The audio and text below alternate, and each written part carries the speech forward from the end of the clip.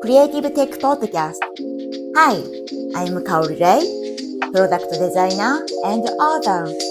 Our mission is to help people in their career and lives by sharing their creative and technology stories. Before I started my startup, I worked for Norton here, which is a cyber antivirus company. And I did a lot of I was the APAC person, so we were doing a lot, because it's an American company. So all of the branding and guidelines come from America, and then we had to APAC it, And one thing that was interesting is that I was a little bit more on the technical side of it than because I'm not a marketing person. But a couple of things I thought was interesting in that experience was first localization doesn't always mean like words and branding. We actually had to localize like how people paid, because the consumers in Japan pay for things differently than the consumers in America. Cash. The biggest hurdle was the kombini payments, because Americans have if you tell an American like, hey, this guy needs to go to the 7-Eleven to pay for his monthly subscription, they're gonna be like,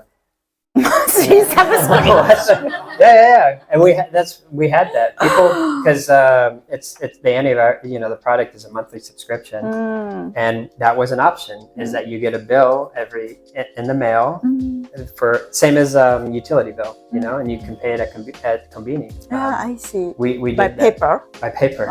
So then. Yeah, scan the barcode and pay for that. But at the beginning, the American, because a lot of our technical team was in America, they were like, what are you guys doing over there? Like, they were shocked, but we said, at that time it was like almost 30, not 30%, but like 27% or something we're paying offline, so either by cash or by Konbini payments. And it's a big enough of a share that we have to implement it. I see. So I think that's also an interesting, and also we ran into a bit of like the UI and UX. So like before, Norton's been here for a while, but the headquarters in America wasn't managing it.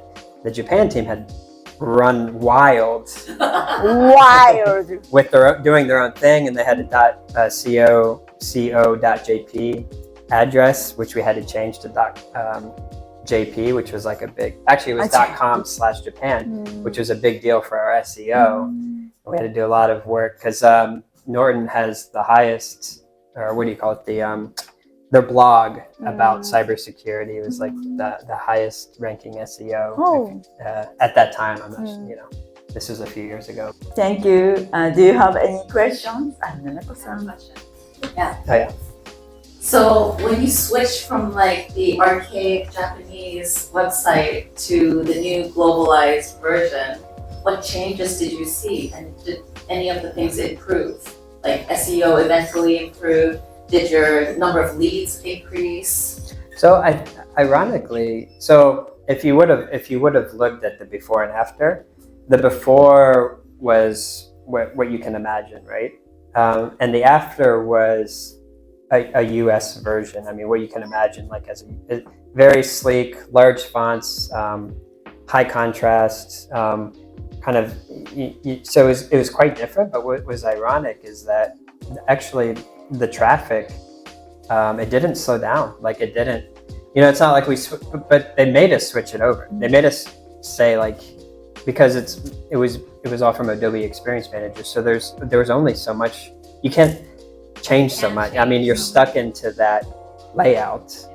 And so we went from a totally Japanese version to an American version, but translated, localized, but only the text, not the design, not the UI and UX. That was totally American into Japanese. And there was a lot of people sweating and concerned about it. But it came out that we didn't lose any traffic at all, like after the switch. So it's kind of, I mean, for me, it kind of shows you that I think even Japanese people, like they go to a website, they just need to like get from point A to point B, the customer journey.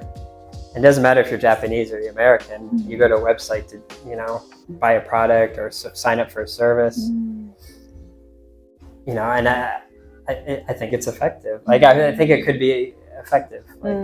So we also our e-commerce, changed too. Like how they signed up, the flow, and all of that changed to the American style, which is in Japanese. Our e-commerce side of it was one page, and you fill in all the information on one page. But in America, it's step by step, like your name, then next your address, and then next, how you're going to pay, blah blah blah, So we changed the whole thing into an American version.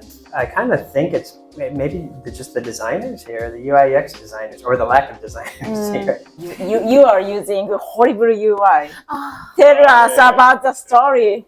I don't want to mention the company name, but I'm using no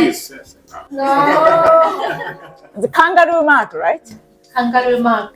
So to ship the Shipping company. Yeah, shipping company. I'm making shipment a lot, but the website is really, really bad. So I have to call the system guy how to use the website and then how to use that.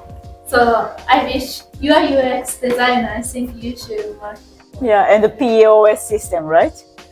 Oh yeah, when because we were working on a restaurant app, we had to work with some POS systems which were just atrocious. And this is in the US. There's something up with but I think it's kind of like you were talking about earlier, like if it's not broken, don't fix it mentality. But they definitely don't have any designers working at their company, that's for sure.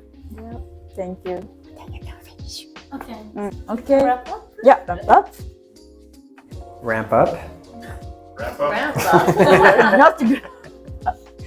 The conclusion. Yes. So Yeah. that was my experience with some of the localization stuff. Yes. So if you have some question, please reach out Jared Fullwiler. Fullwiler. Fullwiler. In Japanese. In Japanese translation, your family name is Fullwiler. 違う割り箸じゃなかっ Oh, that's my nickname. た割り箸さんに Yes. Yes, please reach out him. Thank you! Thank you so much for listening our Creative Tech podcast today. We hope our story to help your career and life. See you soon. Bye bye.